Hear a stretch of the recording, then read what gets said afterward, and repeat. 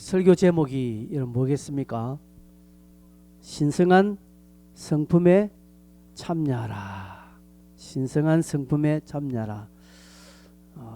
설교 제목이 너무 거창하기도 하고 저 내용이 여러분 너무나 방대한 것 같이 보입니다. 이게 과연 가능할까요? 어떻게 우리가 신의 성품에 참여할 수 있단 말입니까? 근데 성경에 이렇게 기록된 걸 보니까 가능하다라는 것이죠. 베드로는 이것이 가능하기에 언급했지 불가능한 것을 우리에게 하라고 하지 않았습니다. 늘 강조했듯이 성경에 나오는 모든 이야기는 불가능하기 때문에 나온 것이 아닙니다. 우리가 할 수 있기 때문에 우리에게 하라고 한 것이죠. 우리에게도 믿음을 가지고 서면 이 모든 것들이 우리 것이 된다고 가르쳐 주는 것이 성경입니다. 베드로는 당시 핍박을 받는 성도들에게 권면합니다. 베드로 전서에도 그렇게 말씀을 드렸지만 이 성경을 받아보는 당시의 원독자들은 겨우 연명하는 상황입니다. 예수 믿는 신앙을 유지하는 것만 해도 대단한 사람들이다. 그런데 이들에게 베드로는 인내하고 사랑하고 절제를 요구하고 있습니다. 좀 가혹한 것 같이 보여집니다. 여러분, 이들이 누구입니까?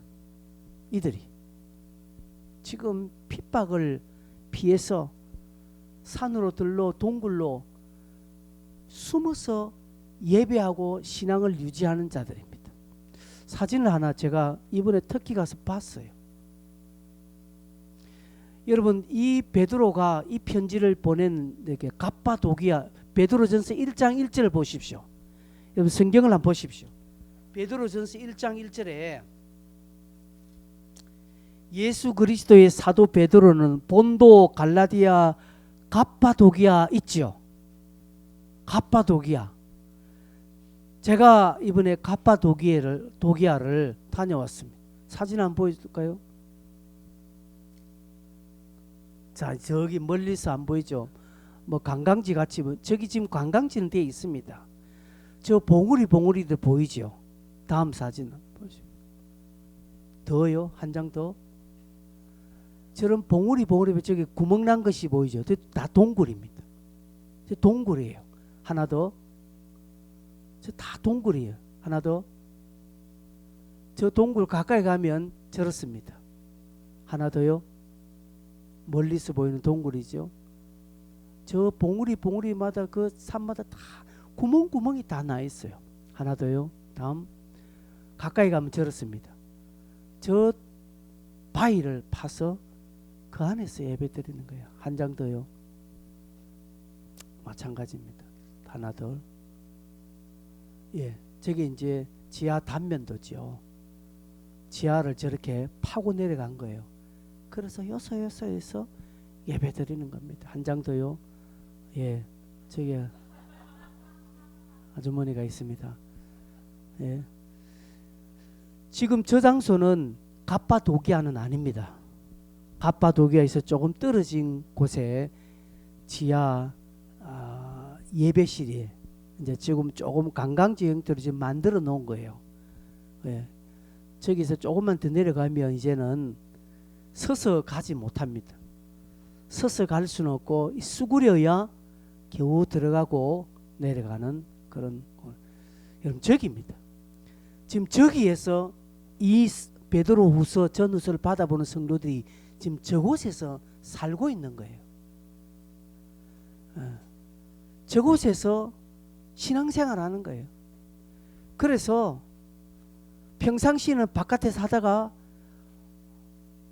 핍박자를 포획하기 위해서 로마 군사가 온다든지 다른 유대인들이 오면 전부 다 지하실 갖는 거예요. 지하실로 들어가서 안쪽에서 바위로 입구를 닫고 그 속에 숨어 있는 겁니다. 그걸 보니까 안에 예배실도 있고요. 그 안에 이렇게 공기통도 다 만들어 놓고 그렇게 살고 있는 거예요. 여러분 저기에 뭘 가지고 있는들 뭘 가지고 있겠습니까? 저기에 여러분 무슨 장식구를 가져갈 수 있겠으며, 저기에 옷을 몇 벌 가져갈 수 있으며, 신발을 몇 켤레 가져갈 수 있으며, 뭐 생활에 필요한 여러 가지 것들을 뭘 가져갈 수 있겠습니까? 아무것도 없습니다. 입고 있는 옷 몇 벌, 신발 하나, 그리고 먹을 수 있도록 만드는 가재도구 조그만 것 위에는 아무것도 없는 것입니다. 그곳에서 신앙생활하는 저 성도들에게, 숨어서 겨우겨우 살아가는 성도들에게 베드로는 편지를 보내는데 신의 성품에 참여하는 자가 되라고 말합니다. 여러분 이게 가당키나 합니까? 뭐가 되어야죠. 뭐가 되어야 되죠.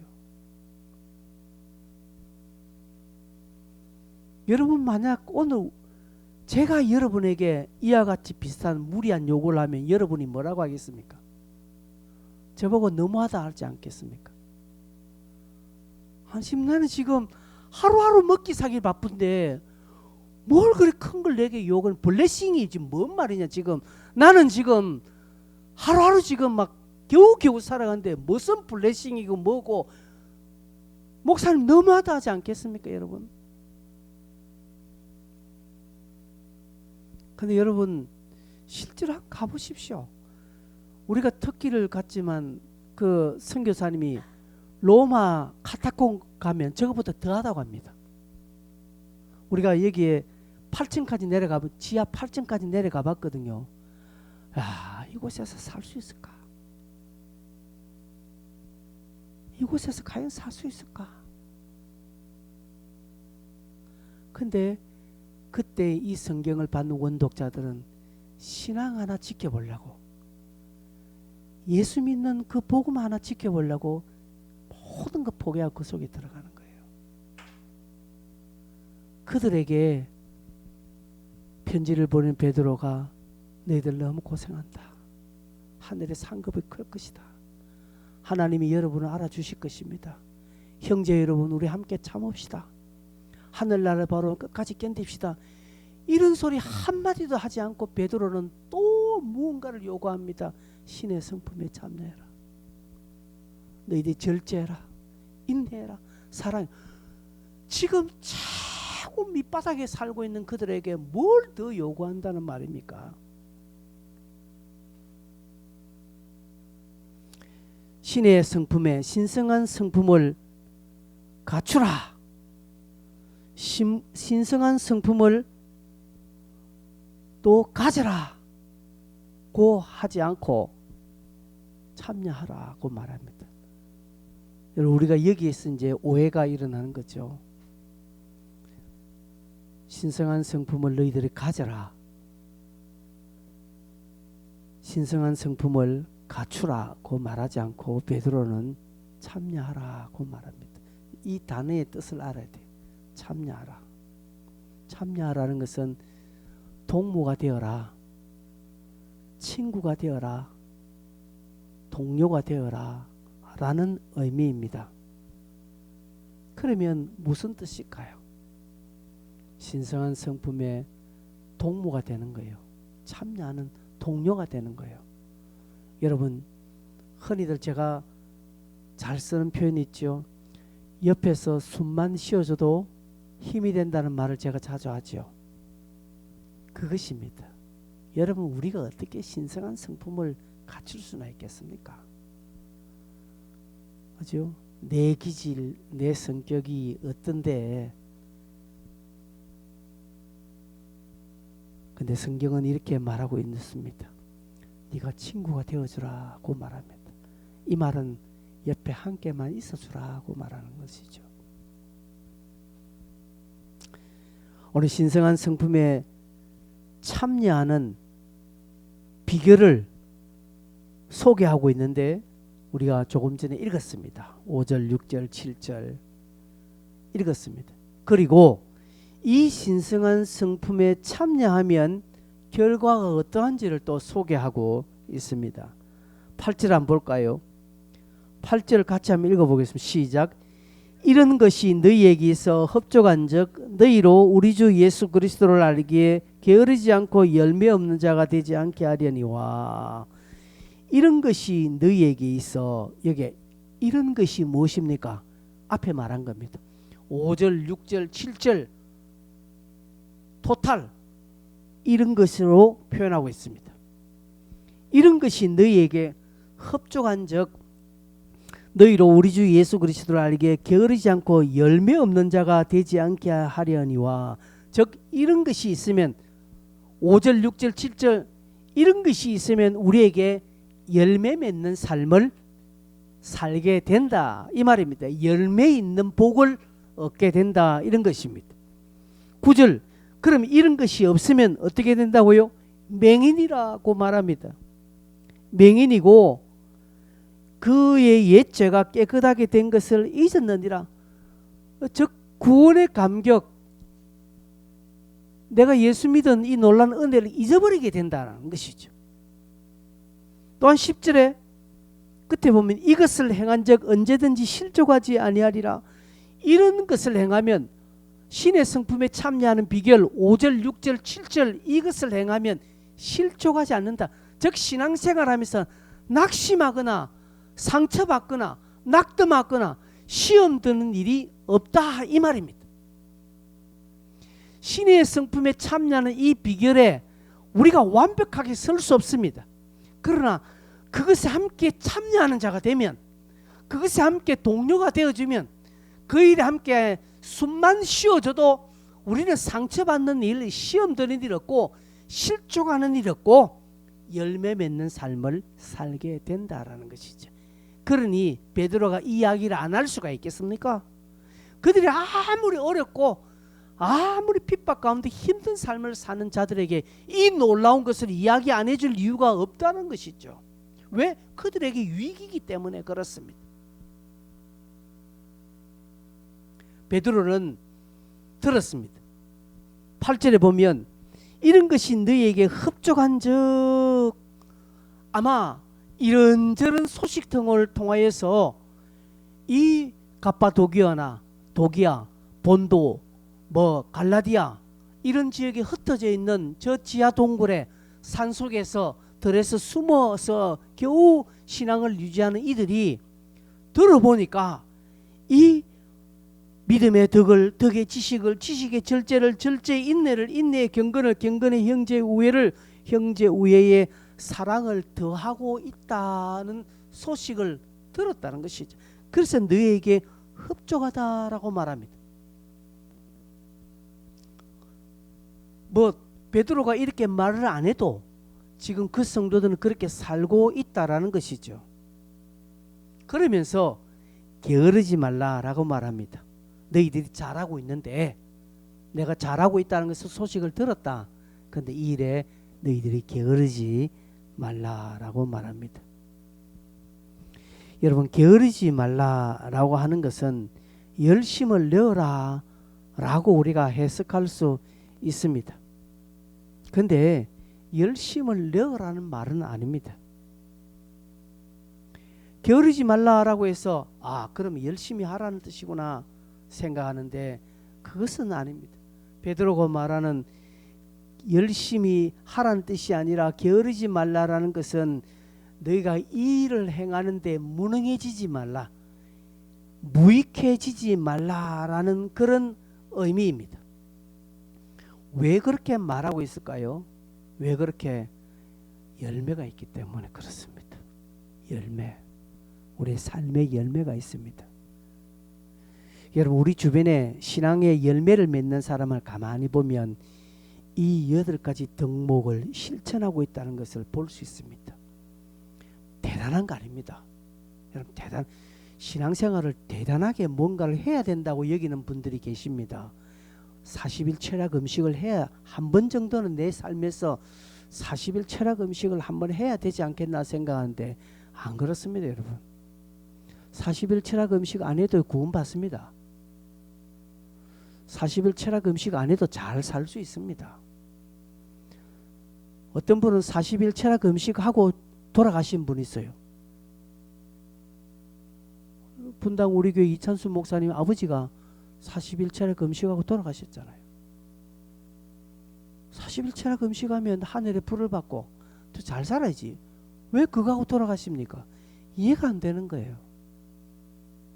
여러분, 신앙생활은 대단한 거 아닙니다. 지금 우리가 서 있는 곳에서, 지금 내가 하는 것에서 방향 1도만 돌리는 것이 신앙입니다. 지금 내가 걸음 떼는 것에서 한 걸음 더 내딛는 것이 신앙생활 잘하는 겁니다. 그럼 못하는 건 뭡니까? 그 자리에 있는 것입니다. 방향 틀지 않습니다. 목사가 죽으라고 말해도 방향 틀지 않고 해라고 해도 절대로 반걸음 떼지 않습니다. 그 자리에 있는 것이 가장 신앙생활을 못하는 것입니다. 베드로가 왜 이럽니까? 게으르지 말라라는 건 왜 그렇습니까? 너희는 잘하고 있는데 거기에 머물지 말라는 것이죠. 거기서 한 걸음 또 더 나아가라 라는 것입니다. 왜요? 열매가 있기 때문에 그렇습니다. 많은 사람들은요, 신앙생활을 열심히 한다고 합니다. 무턱대놓고 열심히 하려고 합니다. 어떤 분이 저에게 목사님 열심히 하겠습니다 라고 하는데 내가 열심히 하지 말았습니다. 똑바르게 해라. 똑바르게. 바르게 해라. 바르게 해야 합니다.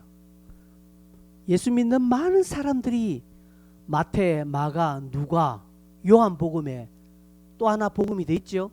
뭐입니까? 내가 복음이 있습니다.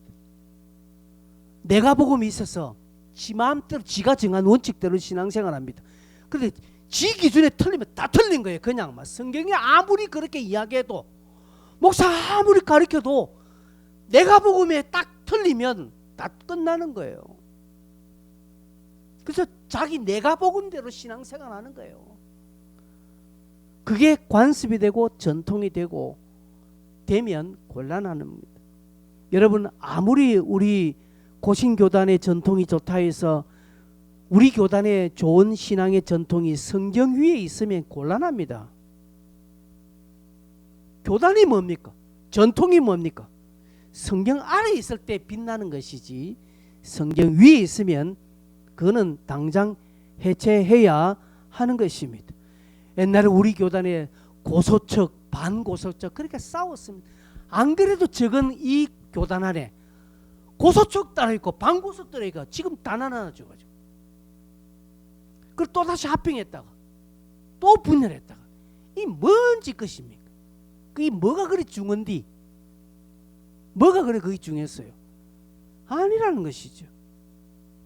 지난주에 말씀했습니다마는 우리를 예수를 아는 지식, 성경을 알아가는 지식에서 자라가야 되지, 교단의 법, 전통, 옛날에 내가 어떻게 했는데 그것 따지고 있어는 안 된다라는 것이죠. 올해 예수 믿은 분들은 내가 우리 젊었을 땐 그런 신앙생활 하는데, 예, 젊었을 건 아니에요. 그 지금은 다른 거예요. 다른, 성경이 달라졌다는 거 아닙니다. 더 성경적으로 가야 하는 것이 마땅하지 않습니까? 그게 주님이 기뻐하시는 참된 일입니다. 베드로는 이 8가지 덕목을 따라 사는 것을 그들에게 들었지만 게으르지 말라라고 말합니다. 즉, 이 일에 있어서 너희들의 한 걸음 내딛는 것을 주저하지 마라.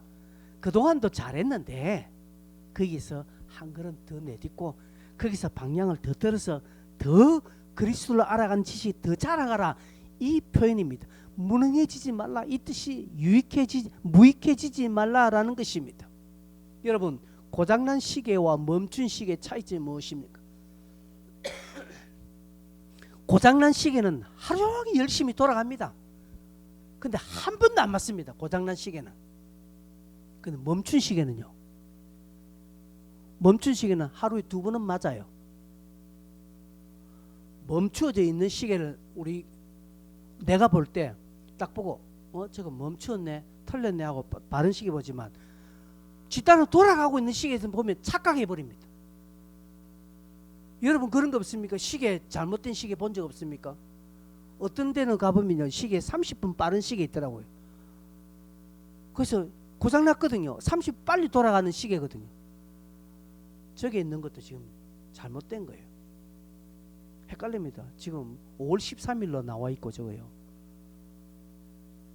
보면 틀리면 잠시 착각하잖아요. 그래서 저 시기가 무익합니까? 유익합니까? 무익하다는 것이죠. 내가 게으르지 않는 거, 그죠? 게으르지 않는 삶을 살면 다른 사람들이 나를 보면 유익하게 여겨집니까? 무익하게 여겨집니까? 유익하게 여겨집니다. 내가 무능해지지 않고 이 8가지 덕목을 따라 사는 것에 나름대로 게으르지 않고 한 걸음 더 내어보려고 발부둥 치고, 그죠? 여러분 중환자실에 저 정형외과 보면 재활훈련하는 자들이 있습니다. 이제 수술하고 겨우 목발을 짚으면서 옆에 물리치료사들을 도움받아서 겨우 팔 하나 지금 다리 하나 내어놓고 막 발부둥 치는 자 있죠. 그게 아픕니다. 그러나 그들이 한 걸음 발부둥 내어야 재활이 되는 거예요. 신앙도 마찬가지입니다.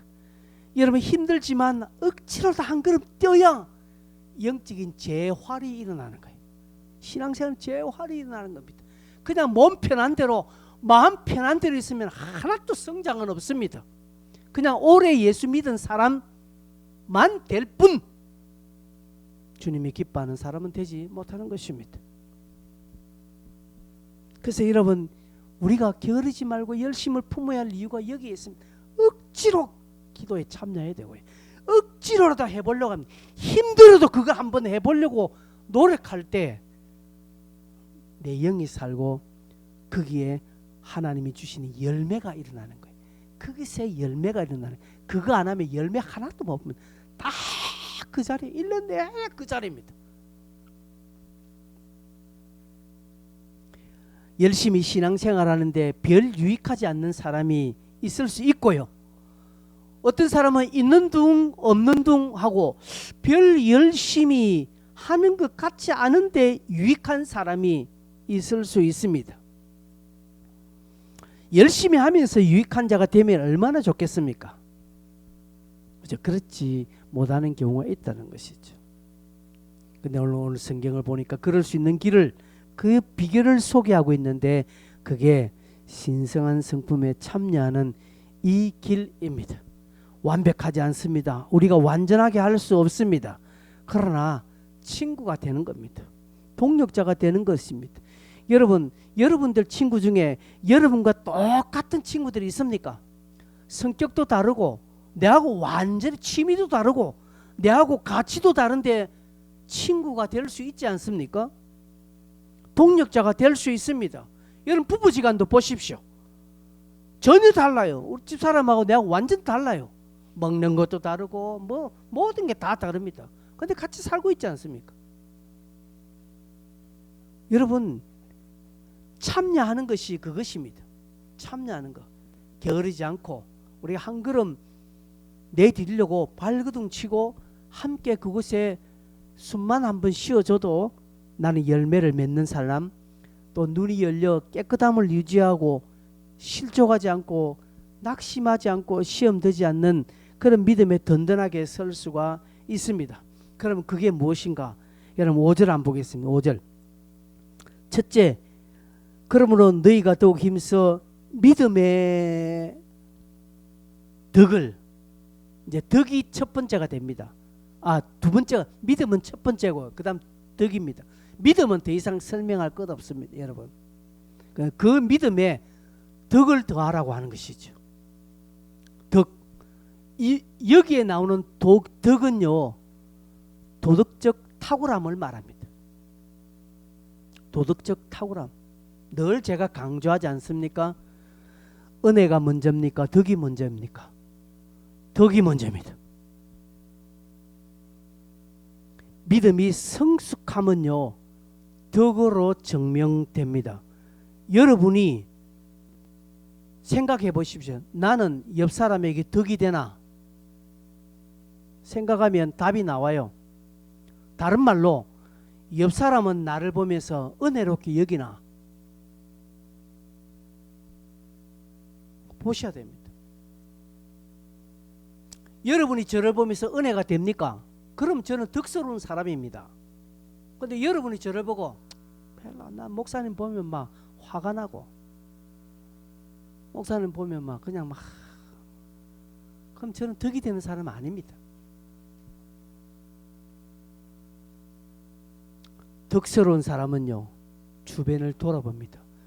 여러분이 하는 행동이, 내가 지금 하고 있는 행동이 옆 사람에게 은혜가 되느냐 안 되느냐, 그거 판단하면 답이 나와요. 그러면 여러분 믿음의 덕을 쌓는 사람이 됩니다. 두 번째, 덕에 뭘 쌓으라고요? 지식을 쌓으라고 말합니다. 여기에 지식은요, 하나님의 뜻대로 살아가는 지혜와 통찰력을 말합니다. 그냥 뭐 똑똑한 걸 말하는 거 아닙니다. 세상적인 똑똑함이 아니라 내가 상대방의 덕이 되지요. 덕이 되는데 이것이 통찰력이 있어야 되는 것입니다. 덕스럽게 행동하는데 자기 원칙으로, 자기 기준으로, 자기 생각으로 덕을 행합니다. 아, 내가 이렇게 하면 저 사람에게 덕이 되겠지, 은혜가 되겠지 하고 자기 원칙대로 합니다. 남 생각한다고 상대방과 관계없는 덕은 무익합니다. 이것입니다. 이것입니다. 제가 매운 것을 못 먹는데 여러분 저 생각해 준다고 맛있는 음식을 막 사준다고 했는데 너무 매운 것을 저에게 사줍니다. 뻔히 제가 매운 것을 못 먹는 줄 아는데 매운 것을 사준다고 대접한다시 그것도 비싼 거예요. 여러분 이게 저를 위하는 덕을 쌓는 것이지만 뭐가 없습니까? 지식이 없는 거예요. 지혜가 없는 거예요. 그죠? 그래서 내가 덕을 쌓을 때 거기에 지식이 있어야 됩니다. 내가 지금 이런 행동을 하고 있는 거, 내가 지금 이런 상황을 유지하고 있을 때에 상대방에게 어떻게 덕이 되나 안 되나 생각할 때 그 통찰력을 가지고 지혜를 가지고 행해야 한다는 것이죠. 그걸 알아야 되는 것이죠. 세 번째, 지식에 이 지식에 절제를 돼야 됩니다. 그럼 그렇다고 해서 마구잡이를 해야 되냐? 아닌 것이, 여러분 성령의 열매의 최고 마지막에 나오는 것이 절제입니다. 절제. 절제는요, 무엇을 말하는, 참는 것을 말하는 거 아닙니다. 우리가 절제하라면 딱 참는다는 건데 아니에요. 절제는 참는 게 아닙니다. 절제는 멈추는 거예요. 즉 통제를 받아야 된다. 통제받지 않는 지식과 믿음은, 통제받지 않는 덕은 교만한 것입니다. 예전에 어느 집회에서 어떻게 은사 막 운동하는데 그게 앞에 강사, 그 모임을 인도하는 분이 은사나 이런 것들을 딱 중지를 시켜요. 이제 방언하신 분들 거치십시오.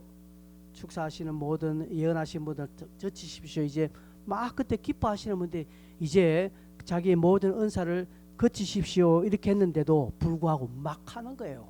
왜 막느냐는 것이죠. 하나님이 주신 것을 왜 당신이 막느냐는 것이죠. 이거 틀린 겁니다. 은사는 통제받습니다. 은사는 교회의 질서에 통제를 받습니다. 목사 지금 방언하고 있는데 앞에서 목사가 방언을 멈추십시오. 성령 안에서 예수 이름으로 건면합니다. 방언을 멈추십시오 하면 딱 멈춰요. 성령은 멈춥니다. 그런데 가짜는 멈추지 않습니다.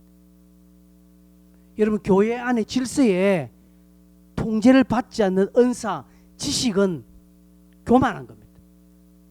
교회의 질서에 순복하지 않는 모든 믿음과 덕과 지혜와 지식은 가짜라고 볼 수 있습니다.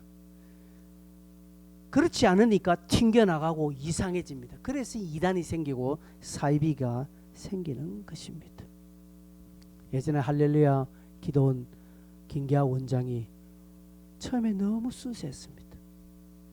처음에 너무 순수하고 그 기도원에 오는 모든 자들이 다 치유받고 있대.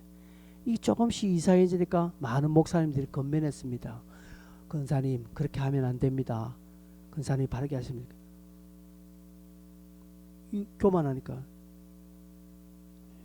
무능한 목사들, 영적인 것도 모르는 목사들 되는 거예요. 결국 이단으로 가는 거예요. 결국 그렇게 잘못돼 가는 거예요. 통제받아야 하는 것입니다.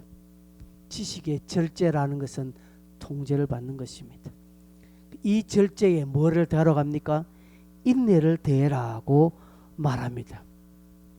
인내를 더하라는 건 뭡니까? 내가 절제한다고 해서 딱 멈추고 그리고 또 지 뜻대로 또 하고, 그게 아니라 절제의 인내를 더하라는 것은 하나님을 신뢰하고 하나님의 그 약속이 성취될 것이라는 그런 소망 가운데 용기 있게 지속적으로 끝까지 참는 것을 말합니다. 이것은 믿음을 지속시키는 능력이 되는 것입니다. 이 믿음과 이 힘은 세상에 저항하는 능력으로 끝내 우리로 하여금 승리하게 하는 것입니다. 예수 그리스도가 승리하셨다는 것이죠. 주님이 승리하셨죠. 주님이 어떻게 승리하셨습니까? 여러분 보십시오. 주님이 어떻게 승리하셨습니까? 바리새인들과 유대인들이 침뱉고 로마 군사들이 매질하고 바리새인들이 능욕하고 할 때도 끝까지 인내하지 않았습니까? 주님이 힘이 없었어가 아니에요. 그리고 말씀을 할 때는 단호하게 또 말하고요. 절제하셨죠. 주님이 그 가운데 인내하셨. 그것으로 말미암아 승리하셨다는 것이죠. 여러분 한두 번 하는 절제가 아닙니다. 절제도 다 규모 있게 인내해야 하는 것입니다. 다 그만두고 끝까지 기다릴 줄 알아야 하는 것입니다. 그리고 그 다섯째로 인내에 뭘 더하라고 합니까? 경건을 더하라고 합니다. 인내에 경건을. 이 말은 믿음의 덕을 더하라는 말과 비슷한 의미로 도덕적인 그런 탁월함이 드러나야 된다는 것이죠. 내가 인내하는데 경건치 못한 것입니다. 내가 인내함에 있어서 도덕적으로 영적으로 경건함을 유지하지 않는 것입니다. 인내는 하는데 기도를 하지 않아요. 인내는 하는데 말씀을 읽지 않아요. 인내는 하는데 내가 신앙의 경건함을 유지하지 않는 것입니다. 자기 식대로 인내하는 것입니다. 자기 생각을 가지고 자기 고집대로 인내하는 것은 위험합니다. 결국 이것이 무엇입니까? 자기 의로 발전합니다. 이런 사람은 나중에 나는 했다라고 말합니다. 내가 어디 안 하느냐? 내가 참았지 않느냐? 내 그때 말 얼마나 하고 싶은데 말 안 하고 끝까지 내가 참았지 않느냐라고 말합니다. 왜 그렇게 할까요? 인내의 경건이 빠져있기 때문에. 자기는 인내했어요. 맞아요. 인내한 거는 맞아요. 그 인내가 자기 의를 구축하는 수단으로 된 거예요. 그 인내에 예수가 없다는 것이죠.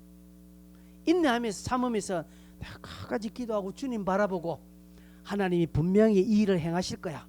하나님이 분명히 이 부분에 하나님 뜻을 드러내실 거야 라고 생각하면서 경건하게 기도하고 말씀 읽고 묵상하며 주를 바라보면서 인내하면요, 하나님이 해결해 주시는데 나중에 그런 거 없고 막 지 혼자만 성품적으로 인내 잘하는 사람 있지 않습니까? 끝까지 참다가 나중에 어떤 사건이 딱 되면 봐라 나는 했다, 나는 참았다. 근데 결과가 뭐고? 이렇게 나오는 거예요. 이 자기 의로 똘똘 뭉쳐지게 되는 사람, 이런 사람 많습니다. 교회 안에. 여러분들이 과거에 그런 경험을 했을 것이고 앞으로도 그런 경험을 할 수 있는 요지가 많다는 사실을 여러분 기억하셔야 됩니다. 인내에 뭘요? 경건함이 들어가야 하는 것입니다. 경건함. 그 다음에 여섯 번째, 이 경건의 형제 우애를 말하고 있습니다. 형제 우애, 즉 그리스도인들의 교제를 말하죠. 여러분 이런 사람이 있습니다. 경건한데 교제 없는 사람이 있습니다. 자기 혼자 신앙생활하고, 우리 여전도회나 우리 목장 모임에 함께 합시다 이렇게 하면 저는 그런데 안 가요. 저는 저 혼자 할 거예요. 자기 혼자 잘하는 사람이 있습니다. 교회의 어떤 친목회나 교회의 어떤 이런 부분에 전혀 안 한 사람이 있습니다. 일절 이런 사적 모임이나 공적 모임 참여하지 않습니다. 오로지 예배. 그리고 자기는 나름대로 집에서 성경 읽고요, 유튜브 틀면 예배 드리고 일주일 내내 찬송 듣고요. 일주일 내내 누구 간증 듣고요. 일주일 내내 주님 묵상합니다. 근데 교회 오면 예배만 딱 드리고 땡 집에 갑니다. 아무것도 밥도 안 먹어요. 무슨 기간 활동 전혀 안 합니다.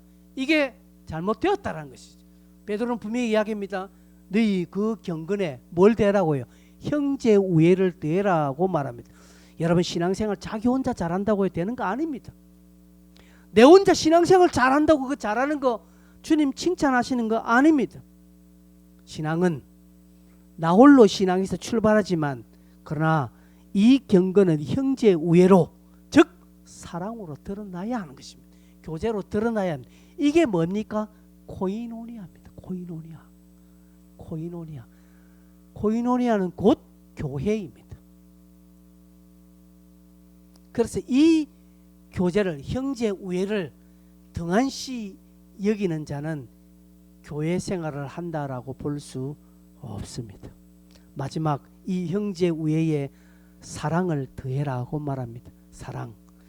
여러분 첫 번째 믿음의 덕을 하면서 믿음으로 시작한 것이 마지막 사랑으로 완성되는 것이죠.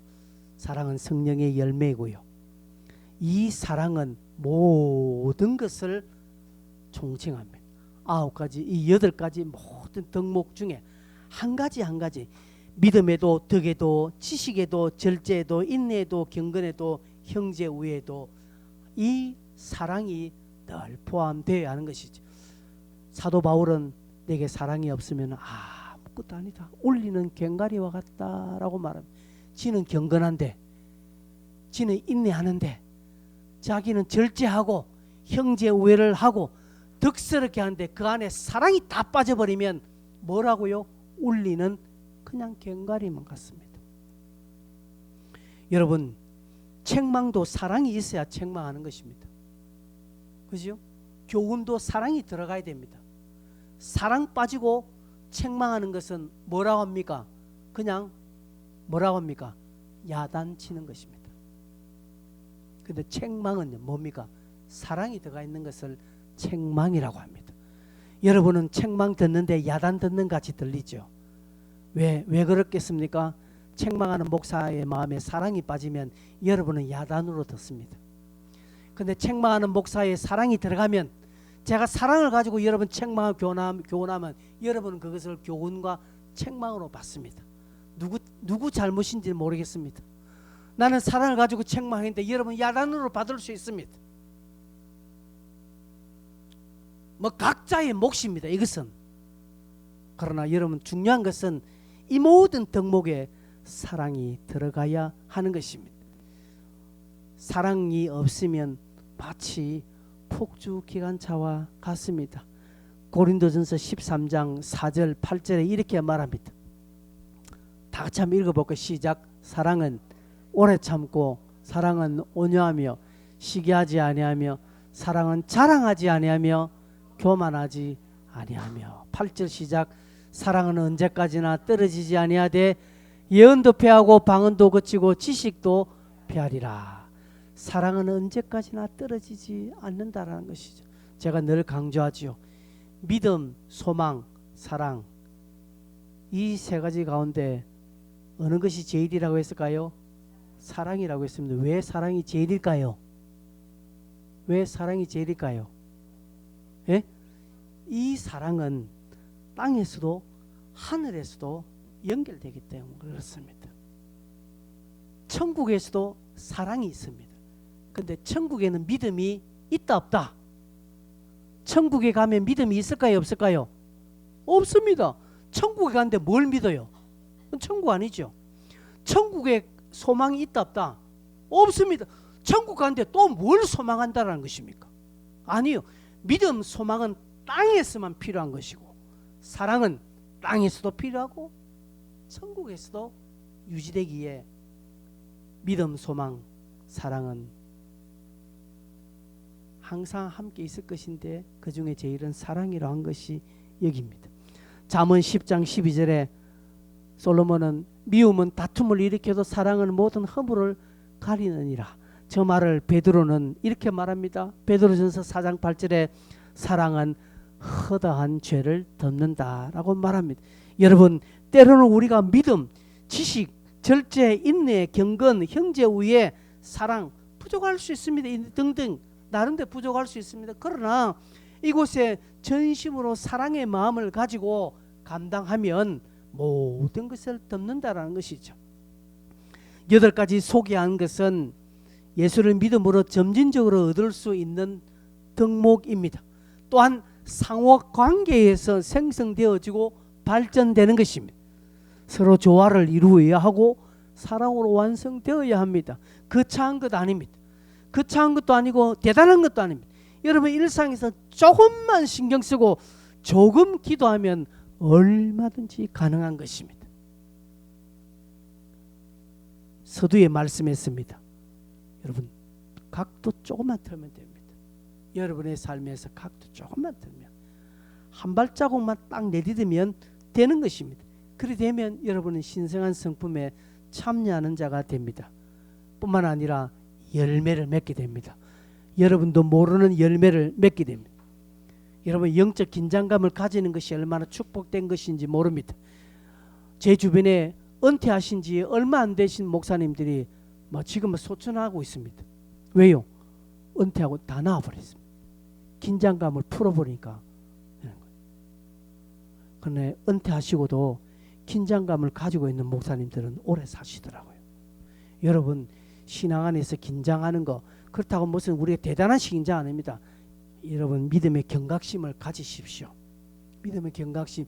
여러분, 지금 내가 지금 신앙생활 하는 거 나 잘하고 있다, 그렇게 생각하실 분은 없겠지만, 내 신앙 이러면 안 되지 라고 하고 여러분 스스로가 채찍질 하셔야 됩니다.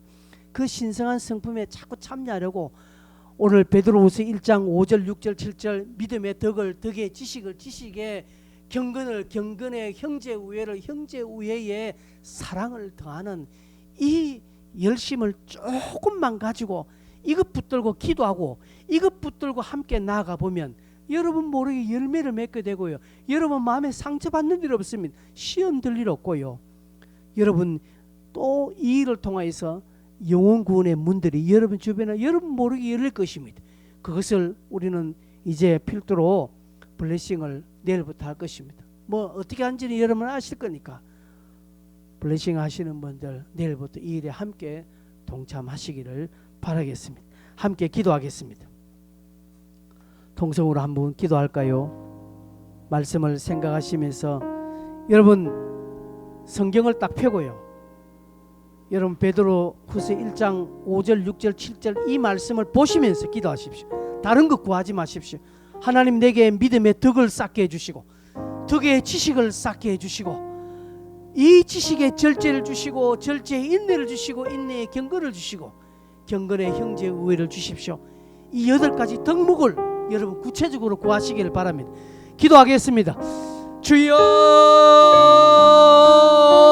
주님 감사합니다. 주님 감사합니다.